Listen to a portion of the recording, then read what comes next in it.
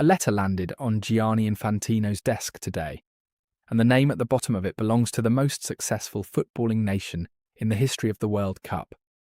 Brazil have had enough. Not enough of losing. They won their match, 3-0. Not enough of Vinicius Jr., he scored twice. What Brazil have had enough of is something far more serious. Something that goes to the very heart of what this expanded, reimagined 48-nation World Cup was supposed to represent. And the document they have sent to FIFA's president, obtained today by the Brazilian newspaper Estadão, is unlike almost any formal complaint ever filed by a football federation at a World Cup. Because it is not just a protest, it is a prosecution. Carefully argued, precisely evidenced, and armed with a witness that nobody saw coming. That witness is Lionel Messi. Stay with us because this story begins in the 21st minute of a group stage match in Miami, and it ends in a place that could reshape refereeing at this entire tournament.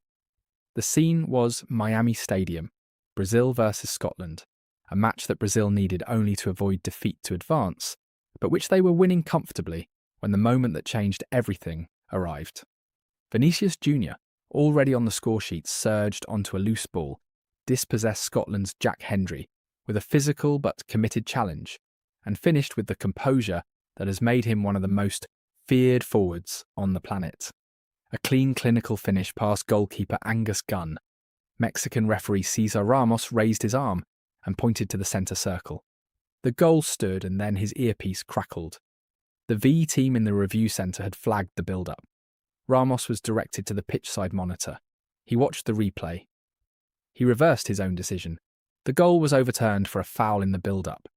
Vinicius's challenge on Hendry, judged to have been illegal before he ever touched the ball. On the touchline, Ancelotti, 5-time Champions League winner, the most decorated manager in the history of the sport, turned away in disbelief. His coaching staff erupted.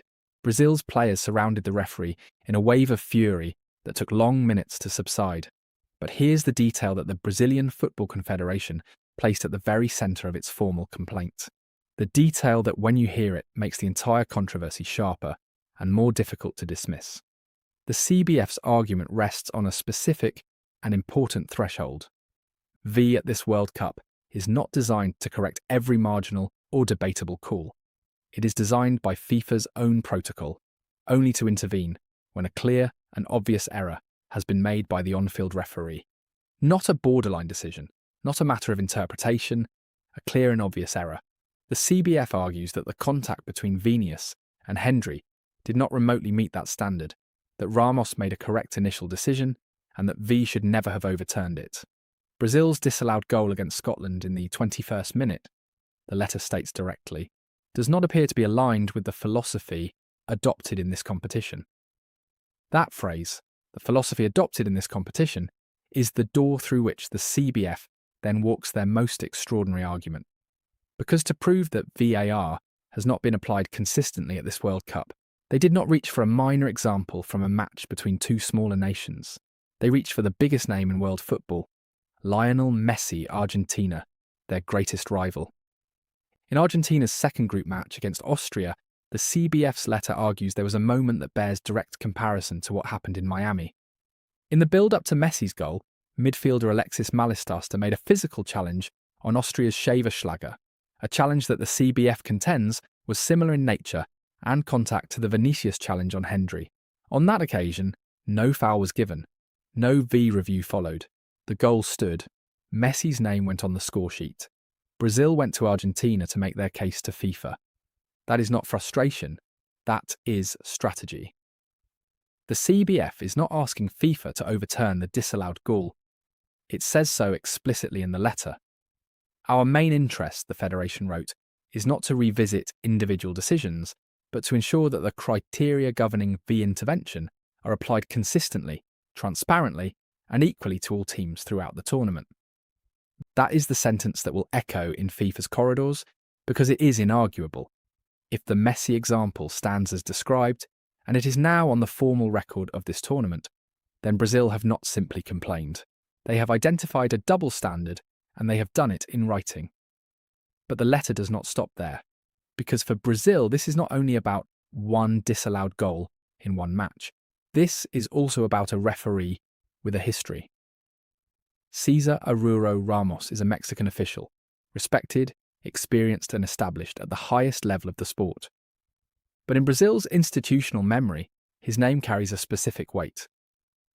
8 years ago, at the 2018 World Cup in Russia, Ramos was the referee for Brazil's group stage match against Switzerland, a match that ended in a draw Brazil felt they had been denied.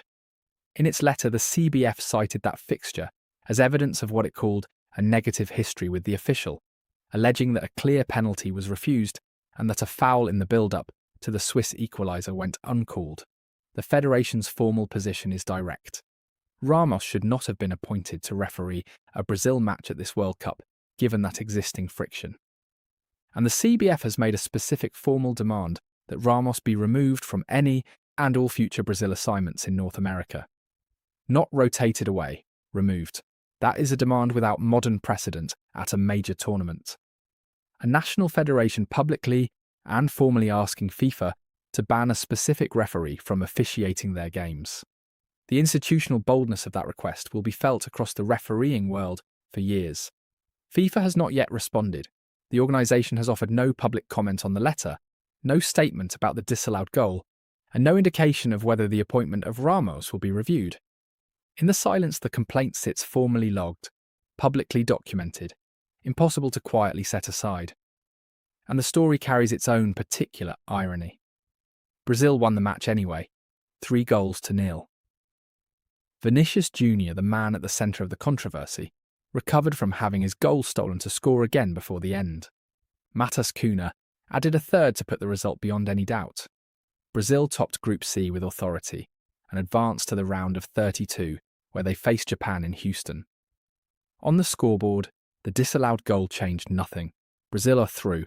Their best players are performing. Carlo Ancelotti's team looks very much like one of the strongest in the tournament. But the CBF is sending a message that reaches beyond this match and beyond this round. A message that says, we are watching, we are documenting, we are comparing. And if the standards being applied to the rest of this tournament are not being applied equally to us, the world will know about it in precise and formal detail. There is a reason the most decorated nation in the history of this sport has never accepted officiating injustice quietly. Brazil has 5 World Cup titles, 5 golden trophies earned over 7 decades of extraordinary football. The Cell song carries that legacy onto the pitch in every single match. And with it, the absolute conviction that the game they love owes them nothing except fairness. That conviction is why the letter was written.